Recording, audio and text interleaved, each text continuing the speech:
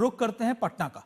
पटना में आज अहम बैठकों का दौर है। मुख्यमंत्री नीतीश कुमार ने आज सुबह 11:30 बजे कैबिनेट की बैठक बुलाई है, जिसमें मंत्रिमंडल भंग करने के फैसले पर मुहर लगेगी। इसके तुरंत बाद नीतीश कुमार राजभवन जाएंगे। राजभवन जाकर राज्यपाल को अपना इस्तीफा भी सौंपेंगे नीतीश कुमार। इसके साथ ही नई सरकार के गठन की प्रक्रियाएं शुरू हो जाएंगी।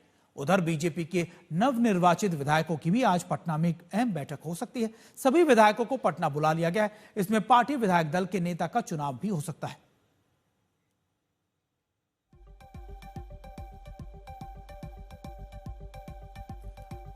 और देखिए, हम आपको बता दें कि आखिरकार क्या फैसला खास ऑफिस गठबंधन के तौर पर लिया जाए कि आखिरकार 6 विधायकों पर एक मंत्री बनाए जाने की बात की गई है, जिसके हिसाब से अगर आप देखें किसके पाले में कितने मंत्री आएंगे, ये हम आपको स्क्रीन पर दिखा रहे हैं। सबसे पहले अगर आप बात करें, क्योंकि विधायकों के हिसाब से मंत्री बांटे जाने हैं, तो फिर बीजेपी के पास 14 से 15 मंत्री पद आएंगे। जेडीयू के पास 14, चिराग पासवान के पास 3, एचएम के पास 1 और आरएलएम के पास भी 1 मंत्री पद आ सकने की उम्मीद है। यानी सबसे ज्यादा मंत्री पद बीजेपी और जेडीयू के पाले में ही आएंगे।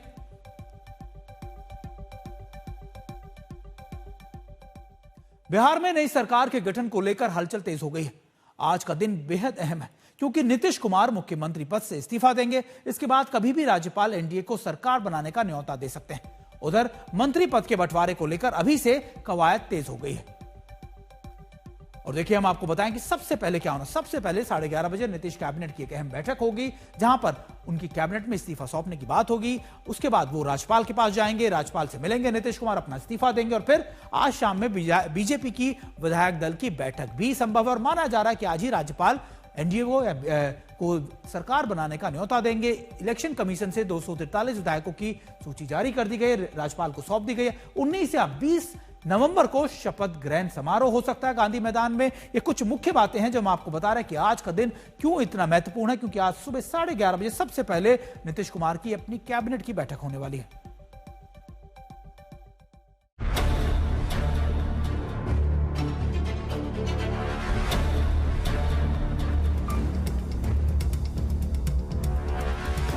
एनडीए के पक्ष में जनादेश आ जाने के बाद अब सरकार गठन की तैयारी है। चुनाव आयोग ने राज्यपाल को 243 नवनिर्वाचित विधायकों की सूची सौंप दी और इसके साथ ही आचार संहिता खत्म हो गई। अब सत्ता के गलियारे में चर्चा आगे बढ़ी है। शपथ ग्रहण को लेकर बातचीत चल रही है। मंत्रिमंडल को लेकर मंथन हो रहा है। पटना में बैठकों का सेंटर बना सीएम आवास। मुख्यमंत्री नीतीश कुमार से बिहार बीजेपी अध्यक्ष दिलीप जायसवाल मिले। संजय झा ने करीब 3 घंटे तक नीतीश के साथ मुलाकात की। वहीं दिल्ली में धर्मेंद्र प्रधान ने चिराग पासवान और जीतन राम मांझी से मुलाकात की। बातचीत चल रही है, जल्दी सब बात सामने आ जाएगा। बिल्कुल फास्ट पेस पे है सब कुछ, सब जगह बातचीत चल रही है और मुझे लगता है जल्दी ही सरकार के गठन का प्रक्रिया शुरू हो जाएगी। 19 या 20 नवंबर शपथ ग्रहण की तारीख मानी जा रही है। उससे पहले एनडीए नेताओं की इन सभी मुलाकातों में सरकार गठन की रूपरेखा और मंत्री पद का फॉर्मूला सेट किया जा रहा है। सूत्रों की माने तो 6 विधायक पर 1 मंत्री पद का फॉर्मूला लागू हो सकता है। अगर यही फॉर्मूला रहा तो इस हिसाब से बीजेपी कोटे से 14 से 15 मंत्री बनाए जा सकते हैं। वहीं जेडीयू को भी 14 मंत्री पद मिल सकता है, जबकि चिराग पासवान की पार्टी को 3, एचएएम और आरएलएम के खाते में 1-1 मंत्री पद मिल सकता है। वैसे अभी इस फॉर्मूले पर मुहर लगनी बाकी है।